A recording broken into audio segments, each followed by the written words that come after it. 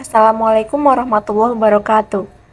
Kami dari kelompok 4 kelas 12 6A35 di sini akan mempresentasikan jurnal yang telah kami buat berjudul Cyber Espionage: Ancaman Tersembunyi di Era Digital. Sebelum itu, izinkan kami untuk memperkenalkan diri kami terlebih dahulu.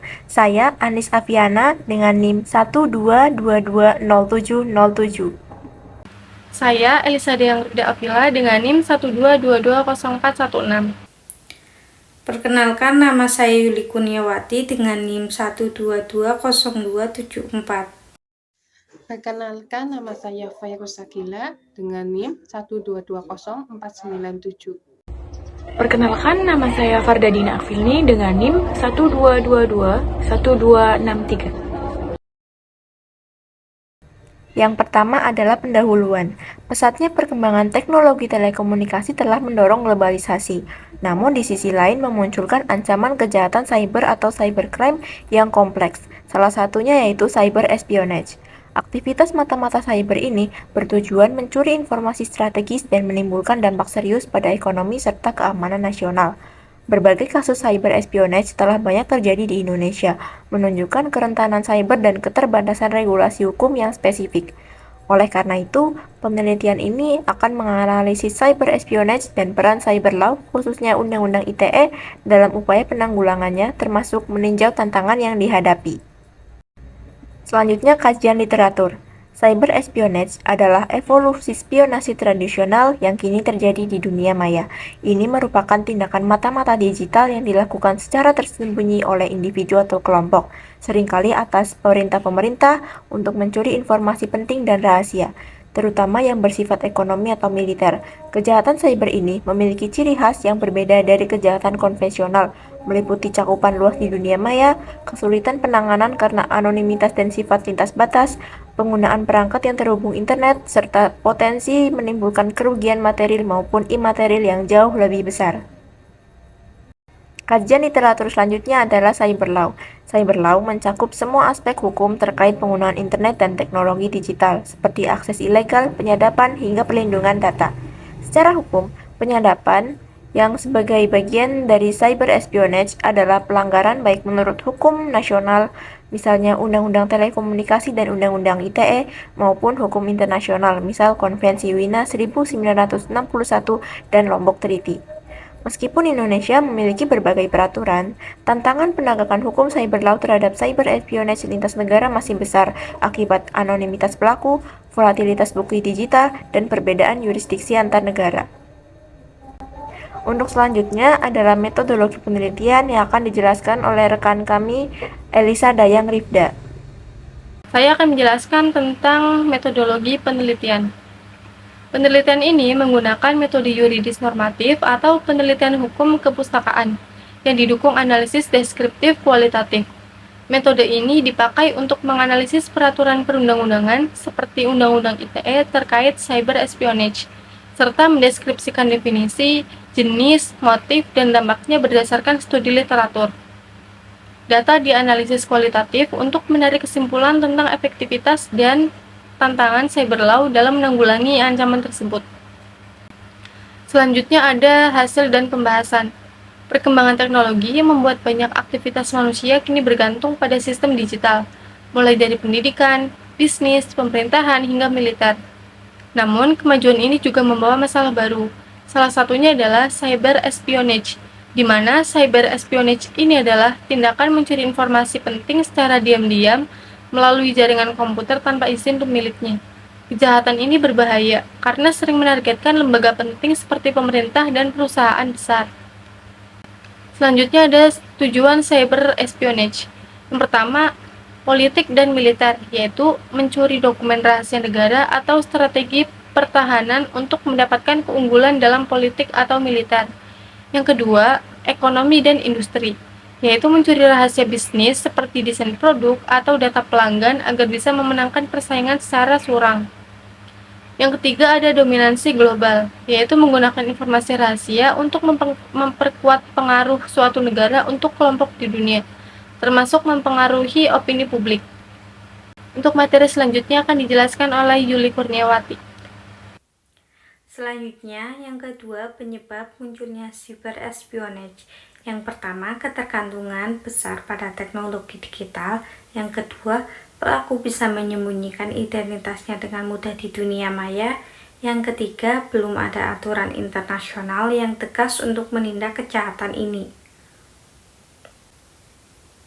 Selanjutnya, yang ketiga, jenis-jenis cyber espionage. Yang pertama, Advanced Present Test atau APT.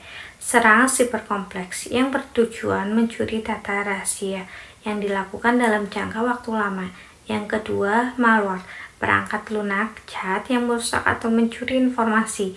Yang ketiga, phishing, penipuan daring untuk mencuri data dengan menyamar. Selanjutnya, yang keempat, tahapan cyber espionage. Yang pertama, footprinting, mengumpulkan informasi awal dan memetakan sistem target. Yang kedua, scanning, mendeteksi celah keamanan pada sistem yang bisa dimasuki. Yang ketiga, enumerasi, mencari data penting, seperti akun dan resource yang bisa diakses, sudah bersifat mengganggu sistem. Selanjutnya akan dijelaskan oleh Fardadina Afilni. Yang keempat, tahapan cyber espionage. Yang pertama, gaining access, yaitu masuk ke sistem sebagai pengguna biasa. Yang kedua, escalating privilege, yaitu meningkatkan hak akses menjadi admin untuk kendali penuh. Yang ketiga, memata-matai data, yaitu mengambil informasi atau data penting secara diam-diam. Yang keempat, membuat backdoor dan menghapus jejak, yaitu menyembunyikan aktivitas dan membuka jalur rahasia untuk akses ulang. Yang kelima, dampak cyber espionage. Yang pertama, kehilangan keunggulan bersaing pada perusahaan. Yang kedua, pencurian identitas dan privasi. Yang ketiga, kerugian finansial yang besar. Yang keempat, ancaman terhadap keamanan nasional dan internasional. Yang kelima, gangguan layanan infrastruktur umum. Keenam, kasus cyber espionage yang ada di Indonesia yaitu peretasan situs KPU pada tahun 2004 oleh hacker X-Nuxer dan serangan ke situs DPR RI pada tahun 2020.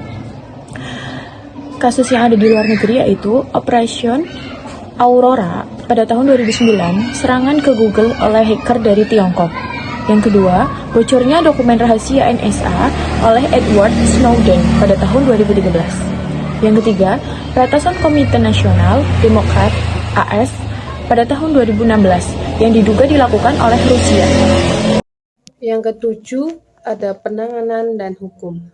Di Indonesia, cyber espionage diatur dalam UU ITE yang mengatur tentang akses ilegal, penyadapan, dan pelanggaran keamanan sistem elektronik. Hukuman bisa berupa penjara dan denda besar. Selain UU ITE, ada juga KUHP dan Peraturan Keamanan Nasional.